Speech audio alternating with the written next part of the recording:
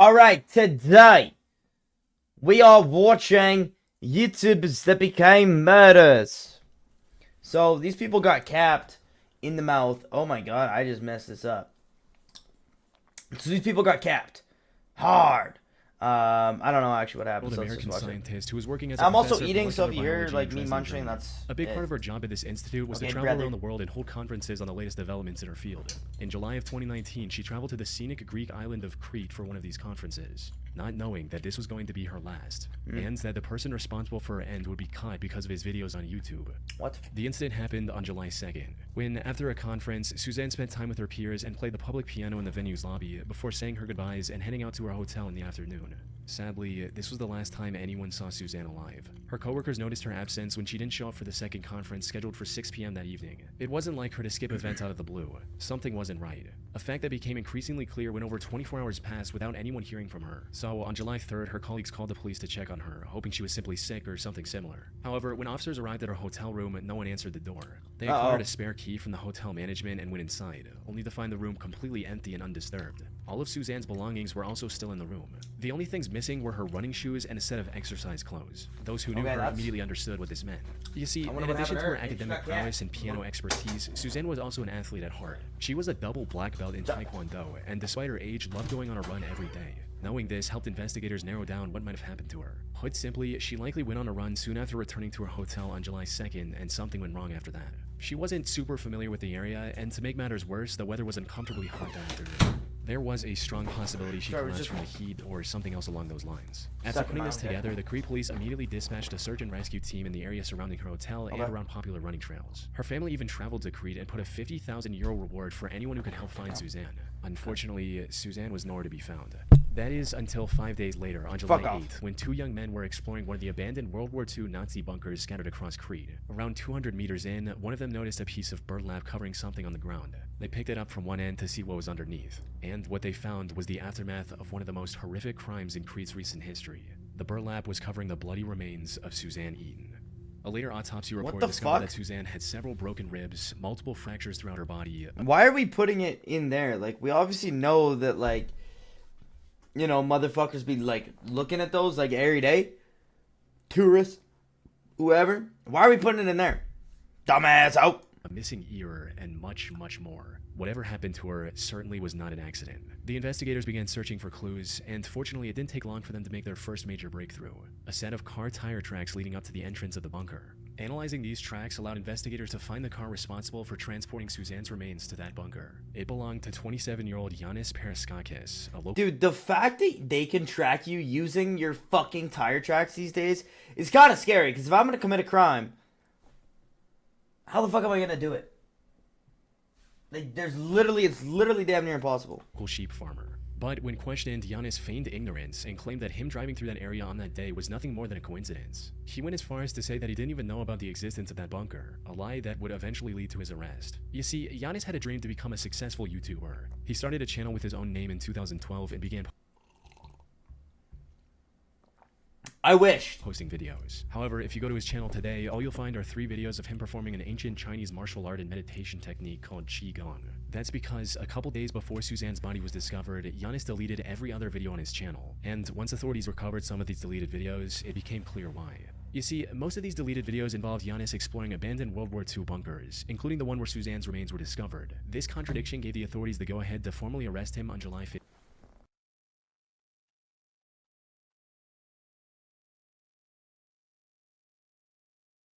Have some brains, kid. That's fucking retarded.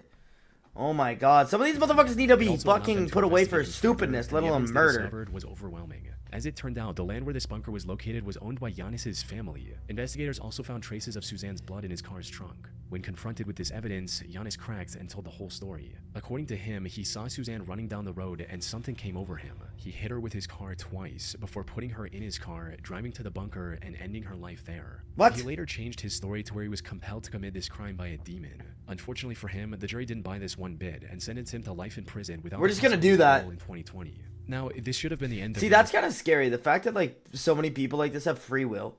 Like, dude, So many people, too many people have fucking free will in this world, bro. His story. But from what I've seen, there's more to his actions than just this one crime he was convicted of. The thing is, Giannis presented his vile act as a crime of opportunity, something he did completely out of nowhere. However, there's evidence to suggest that Giannis might be a full-blown serial killer. For instance, he was apparently detained by the police twice before, once for arson and once for animal cruelty, both of which are well-known early behaviors of serial killers. After his arrest, several other women also came forward, testifying that he had tried to run them over with his car as well in the past. Oh. So, Suzanne was more than likely not his first victim. So he's However, just like the a most shitty solid evidence Dexter. against Giannis is in one of the deleted videos he uploaded to YouTube.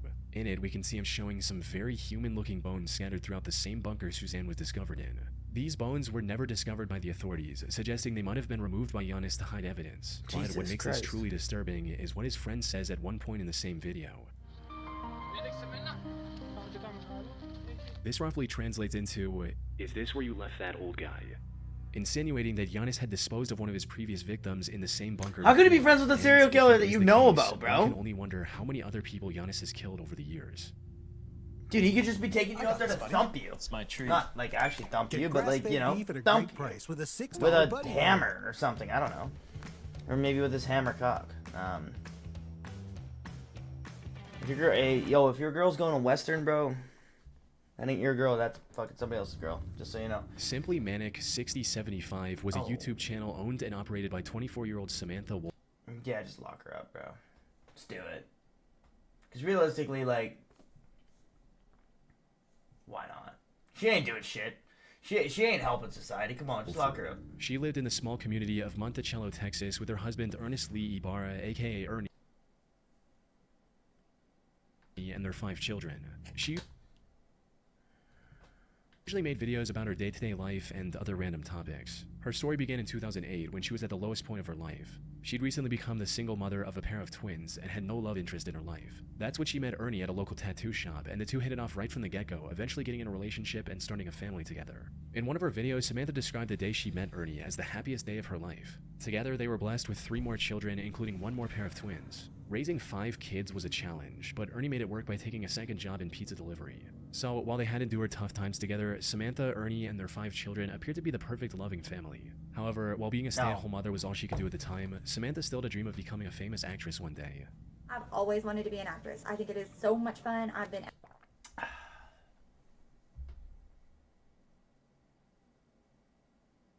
Come on. Really? extras in movies. I've had small parts in like short films. It is so much fun and it is so beautiful. It is one of the most amazing forms of art ever to be able to express yourself that way. We're not like for a redheaded golf fat girl. I got the girl for you. I think it's amazing. So, in October 2010, she created her YouTube channel and started posting videos, hoping to become a popular YouTuber and fulfill her dream on the internet instead. And things were going surprisingly okay in the beginning. Samantha would post new videos whenever she had something new to say. And while most of her videos struggled to get past 100 views at a time, the few viewers she had were enough to keep her going. But as time passed on, her passion for making videos turned into an obsession.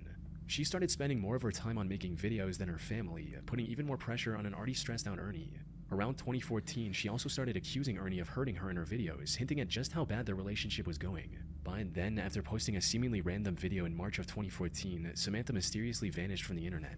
Maybe she lost interest in YouTube or just wanted to focus on her family again. No one knew exactly why she quit so abruptly. Then, on the 20th of February 2015, viewers finally received the update they were waiting for. Unfortunately, it was far more tragic than anyone could have imagined. It started with the Texas police receiving a call from one of Samantha's aunts asking them to save her niece's life. Taos County 911, what's your emergency? I have a home invasion. My niece is tied up. I am at the verge of untying my niece at this particular moment. Okay, she's tied up. She is tied up and gagged. And gagged? Is that what you said? Ma'am. Is there anybody else there? Where are the kids? We have 5 small infants asleep.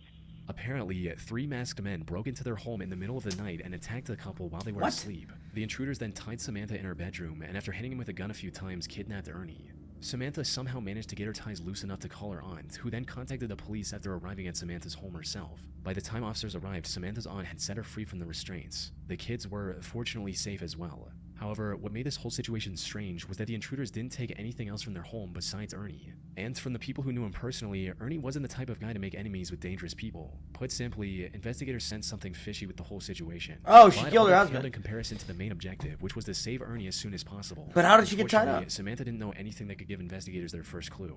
With no other option, the officers took Samantha to the station for further questioning, hoping to extract any useful information they could from her. But what none of them expected was that Samantha would change up her story completely after entering the interrogation room. Where before she didn't know anything about the assailants, now she had the name of a potential suspect, John Rebel. As Samantha's story goes, she was talking to her friend about Ernie's supposed attacks on Samantha, when suddenly a man with the pseudonym John Rebel overheard their conversation and started talking about how a man shouldn't treat a woman that way and that he was going to handle the situation. Well, as it turned out, the name John Rebel actually belonged to someone, a man named Jonathan Sanford. The police found and arrested John not long after Samantha gave out his name, right alongside his two accomplices, Jose Ponce and Octavius Rhymes. Surprisingly, Jonathan put up little to no resistance and immediately confessed to kidnapping Ernie. He also confirmed the worst possible outcome, that by the time the police got involved, Ernie was already dead. The three took him to a secluded forest and executed him with one shot to the back of his head. However, even after learning all this, one question remained. Why? Why would three men who didn't even know Ernie kidnap him from his home like that? Every answer to this question pointed back to Samantha, who kept denying any involvement.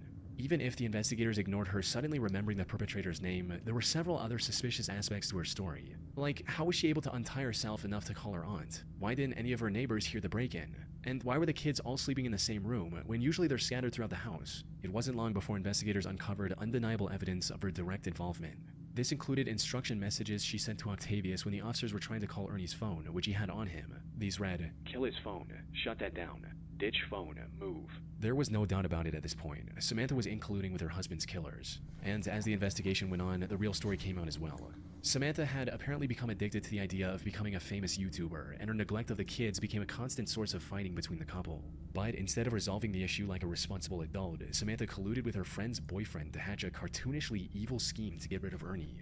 They first wanted to plant hard drugs in his car and get him arrested, but later made the heartless decision that taking his life would be much easier. There's also a chance that Samantha went with the murder plan because it would have brought her more attention on YouTube. She was eventually sentenced to 149 years in prison for killing her own husband, leaving her 5 children completely orphaned in the process. So she just put a hit out on her husband. I mean, that's really just not that crazy, I guess, especially when you look like that. But I can tell you one thing. She's getting her pussy fucking ate in prison. Because she just looks like that. She just looks like she would do some shit like that. Yeah. I really didn't think that was the way that it was going. I thought she was going to get killed by him. But she kills him. That's crazy. Oh, God. Cray. For study hall? Love it. And we can match.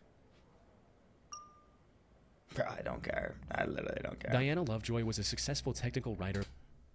What? MILF. Living in the town of Carlsbad, California, with her husband Greg Mulvihill. Yeah, dude. While her corporate job paid the bills, Diana's true passion was becoming a triathlon athlete and documenting her journey on video, resulting in her eventually starting her own fitness blog called Lovejoy Fitness. Okay, and that's a YouTube cool. channel by the name of Heavy DJ. She started this channel all the way back in 2008, and over the years used it to document various parts of her life. From meeting her parents after a long time, to going scuba diving with her husband. At one point, she even tried to become a cooking show host of sorts. Doesn't that smell nice? Unfortunately, her channel never really took off, forcing her to eventually cut her losses and move on with her life in March of 2012. Or at least that's what it looked like from the outside. In reality, Diana's reason for abandoning her YouTube channel was kind of wholesome. You see, Diana and Greg had been trying for a baby for years by this point. Tragically, Diana had suffered 8 different miscarriages and was quickly losing hope. But then, in September of 2012, the two were blessed with a perfectly healthy baby boy, marking their struggle. However, what should have been a moment of celebration started a downward spiral of lies and betrayals, eventually culminating in an assassination attempt. Excuse me. Going downhill when just a few months after the birth of their son, Greg lost his job, leaving Diana as the sole breadwinner. The stress of the previous miscarriages, combined with the crushing weight of having to support a family in an extremely expensive city all on her own, spelled disaster for their marriage. It wasn't long before the two were constantly fighting with each other. Get her a new job. Get her a new job. It's really not that hard. Just get a new job, bro. It ain't that hard. And then, like, just get a new job and then fucking, you know? It's really not that hard, bro. It's Things escalated even further Or on get July 9, divorced. 2014, when Greg returned home only to see a police officer waiting for him at the door. The officer explained that Greg wasn't allowed to enter his own home because, as it turned out, Diana had accused him of attacking both her and their son. What followed was a nearly 2-year-long divorce mediation, during which the investigators found no evidence supporting Diana's accusations, allowing Greg to get a 50-50 custody of their son. Diana was also ordered to pay So we're just gonna like ignore that she just like made up that shit and she didn't go to jail. Okay. Oh yeah. Yeah, makes sense. Yeah. $20,000 as a part of their divorce settlement in late 2015. But before the divorce could be finalized, Greg received a phone call from an anonymous number that changed everything. The voice on the other end claimed to be a private investigator Diana had hired recently, and according to this investigator, he already had solid proof of the attack claims Diana had made against Greg. But for some unknown reason, he wanted to help Greg win the case, so he claimed to have left the documents taped to a power pole located on a small hiking trail near Greg's home. Greg naturally found this whole thing pretty suspicious and decided to take one of his friends with him to the pole on the night of September 4th, 2016. Sadly, despite his suspicions, he failed to grasp the true intentions of this strangely helpful private detective. Hello, this is 911. Yeah. My friend has just been shot. Do you know who shot him? There's a guy lying down like a sniper. A sniper? Did you see him at all? Briefly, we saw the gun, and he shot at us like 6 or 7 times. When Greg reached the pole, a sniper opened fire on him, shooting him clean through the chest. Fortunately, the bullet missed his heart by mere inches, giving him a second chance at life. By the time the police arrived, the shooter had already fled the crime scene. What? But a quick survey of the area allowed the investigators to uncover a pair of towels the shooter left behind. Running a DNA test on these towels led to a man named Weldon McDavid, Diana's shooting instructor. Weldon tried to deny any involvement at first, but the evidence against him was overwhelming. Okay, so this motherfucker is playing fucking Black Ops 6 IRL, laying down in the field, shooting a sniper at these motherfuckers. Was it really that deep? It was really that deep. They were divorced. It was that deep, really. Wow. After a thorough search, y'all investigators motherfuckers found are a set crazy. of the same towels at Diana's place as well. They had also received CCTV footage of Diana buying the burner phone Weldon later used to lure Greg into the secluded area. Most importantly, investigators also found the gun Weldon used on Greg, hidden in the rafters of his garage. By this point, it was clear that Diana was the one who wanted to get rid of Greg, likely to avoid paying the divorce settlement and keep full custody of her son. Diana and Weldon were arrested for the attempted assassination on Greg Mulvihill and tried for their crimes in November 2017. Both were found guilty, with Diana sentenced to 26 years to life and Weldon to a harsher 50 years to life. The only silver lining in this entire case is that Greg was able to make a full recovery and is now living with his son. Sick, man. Awesome. Good for you. The Gunnar Runar 87 channel. The Gunnar? But anyway, you really need to, like, get a better choice in women. Maybe go for men. I don't know. But you really fucked up. YouTube seems oddly wholesome at first glance. It's owned by an Icelandic boy named Gunnar Runar Sigthorsson and contains a single 3.5-minute video of him confessing his feelings to the girl he loves. The title translates to English as My Confession to Hildur. In it, he says things like, Hún án efa sérstakasta manneskja sem ég nokkuð tíma hitt. Ég verð svo. You know what's so sad is bro just does not have a chance. She's probably like an Icelandic 10 and he's just like... This guy looks like he's a gooner and he's a class gooner. He looks like a class gooner. Ótrúlega glaður. Bara vera hann aldrei. Það þarf ekki meira. Og þetta ætla þér. Því að ég held sig bara nástangið með þér. However, this seemingly heartfelt love letter turned out to be the key Bro, I fucking told y'all. To solving one of the most horrific crimes in recent Icelandic I told y'all! And it all led back to Gunnar and the troubled life he had as a child. You see, Gunnar didn't have a... What did I say? What did I say? I was like, yeah, like, probably gonna be like an Icelandic thing. Hey, shit. Yeah.